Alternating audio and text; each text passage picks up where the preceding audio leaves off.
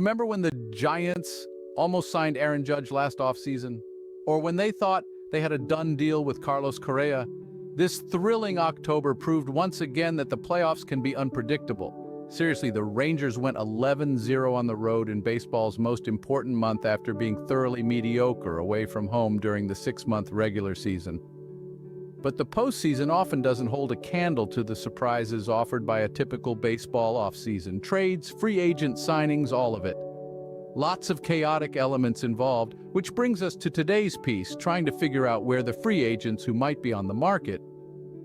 There are club and player options still to be sorted out, plus non-tenders and outright releases could sign. Technically, these are predictions, sure, but that's just because guesses based on hopefully accurate reporting/information and a lot of speculation doesn't fit well in a headline. Let's jump in.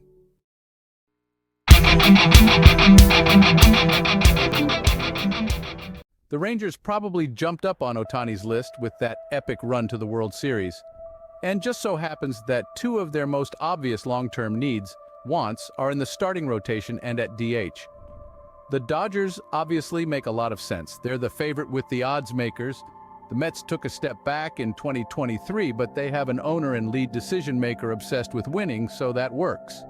You can make a case for the Red Sox, Phillies, Astros, Cubs, Braves, Padres, and Giants too, in no particular order. But Seattle just fits best. The Mariners have a core that can win, led by an outstanding rotation and a fellow superstar in Julio Rodriguez, who is locked up long-term. Depending on how you define impact players, this Seattle roster has as many as 12 of them who were 26 or younger in 2023. And it probably doesn't hurt that Ohtani has lived in Seattle in the offseason.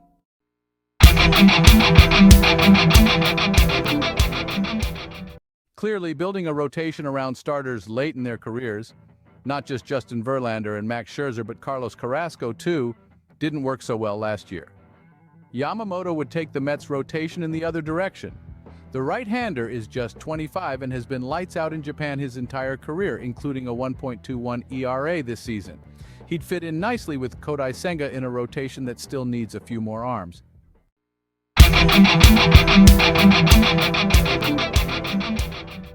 Yeah, I know, it's hard to imagine Nola pitching anywhere other than Philly.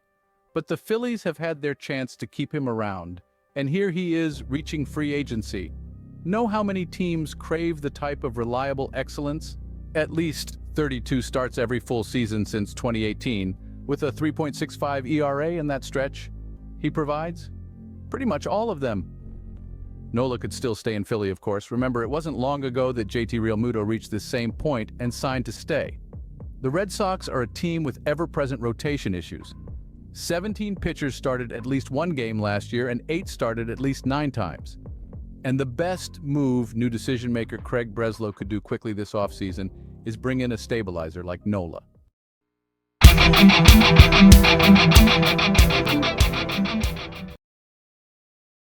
I mean, we all watch the playoffs, right?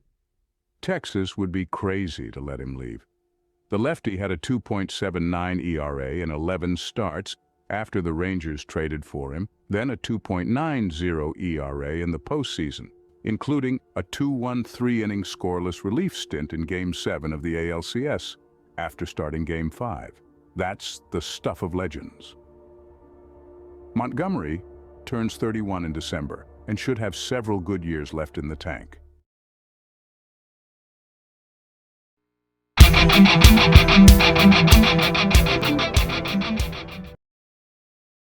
Think about Snell's audition against the Giants in 2023. The lefty made 3 starts against San Francisco, throwing 18 innings. He allowed only 10 hits, struck out 26 batters, and allowed, wait for it, 0 runs. Yep, that's right. Blake Snell had a 0.00 ERA in 18 innings against a team that is looking to spend money and just so happens has a massive need in the starting rotation, with Alex Cobb undergoing hip surgery.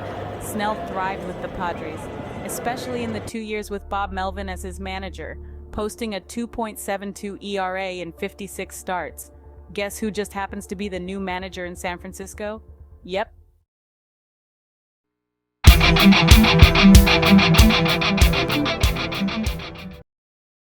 Yeah, this one's a bit outside the box, as pretty much everyone expects the Rangers to sign the hard-to-hit lefty closer, but Hader makes a lot of sense in Baltimore considering the circumstances.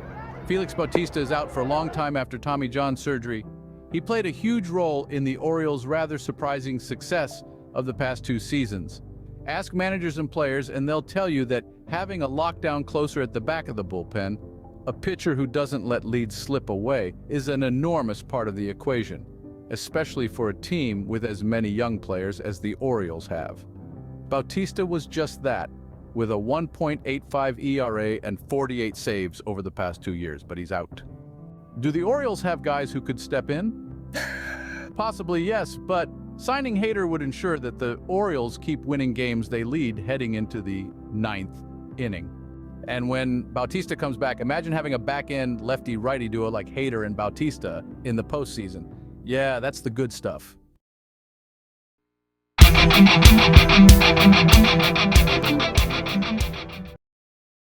Why, I guess, ruin a good thing. The Cubs needed Bellinger in 2023, and Bellinger needed the Cubs.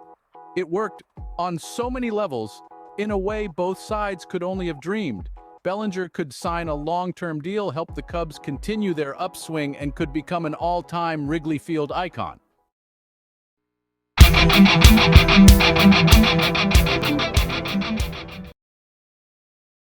The Dodgers obviously love Rodriguez, having agreed to a deal for him at the trade deadline, only to have Rodriguez use his no-trade power to deny the deal.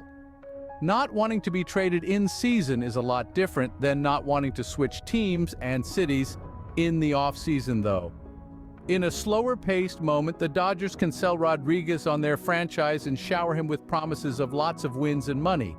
Rodriguez opted out of his deal with the Tigers as expected because it's a lock he can do better than the 3 years and $49 million that was left on his deal. With news of the Kershaw surgery dropping on Friday, the Dodgers at least theoretically be more interested in playing at the top of the market for free agent starters.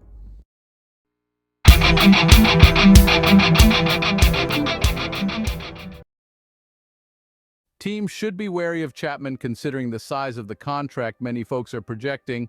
He's an elite defensive third baseman still, but his production at the plate dropped off the table as the 2023 season wore on.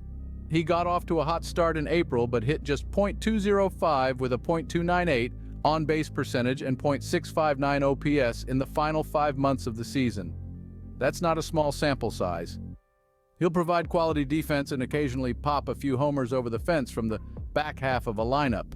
For a lot of teams, even contenders, that's exactly what they'd need/want because their lineup can cover for offensive struggles.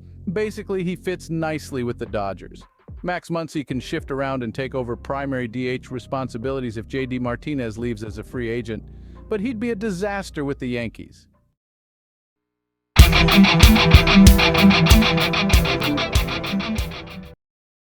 Feels like a lot of fan bases have talked themselves into the idea of their favorite team signing Sonny Gray as a sneaky, under-the-radar signing. And I get the logic behind it. Gray turns 34 this week, and at that age he won't command a deal as long as some of the other pitchers on the market.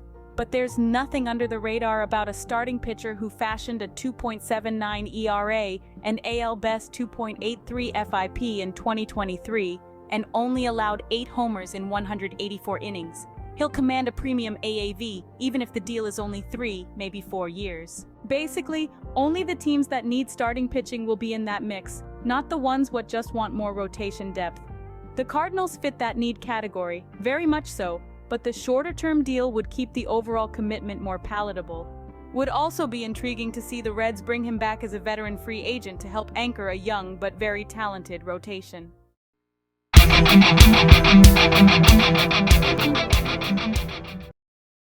Lugo established, at 33 years old in 2023, that he can be a very good starting pitcher, posting a 3.57 ERA in 26 starts, so it made sense that he'd decline his player option for 2024. The Tigers probably will need someone to replace Eduardo Rodriguez.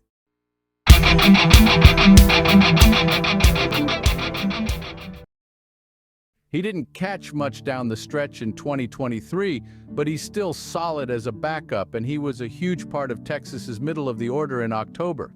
Remember, it was his RBI single that opened the scoring, batting in Adolis Garcia's spot in the clinching Game 5 of the World Series.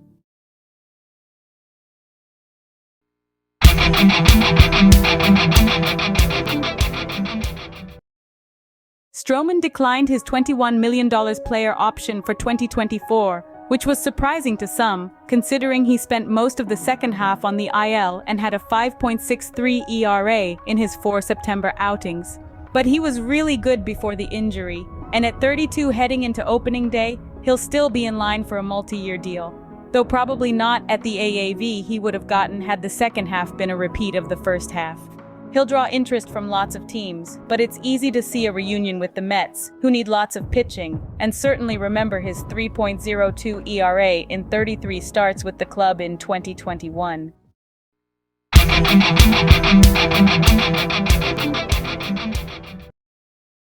The Bronx Bombers need starters, and Wacha has a tidy 3.27 ERA in 47 starts across the past 2 years with the Red Sox and Padres.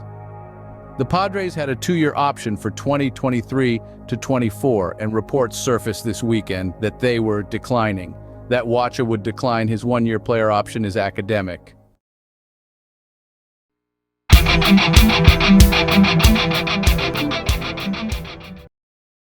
After missing the full year with an ACL injury, he'll likely need to re-establish value.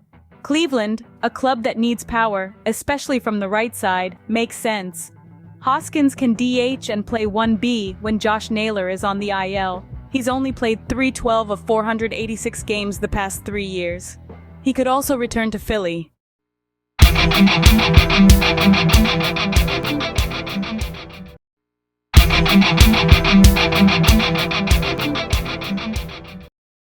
The Dodgers are all about the reclamation projects, and Giolito fits the bill. With Kershaw out of the equation, the Dodgers will need options. Coming off that disastrous second half, Giolito might be happy to sign an incentive-laden contract with a team like the Dodgers.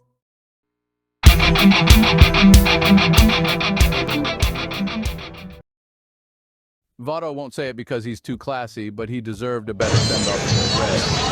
They were never going to discuss his options. So why not announce it during the season and give him, and the Cincinnati fans, a chance to say goodbye? Sheesh. Anyway, he'd fit in Toronto. He's from there, obviously, and the Jays are almost certainly going to lose Brandon Belt. They're left-handed hitting 1B/DH, so there's probably an opening.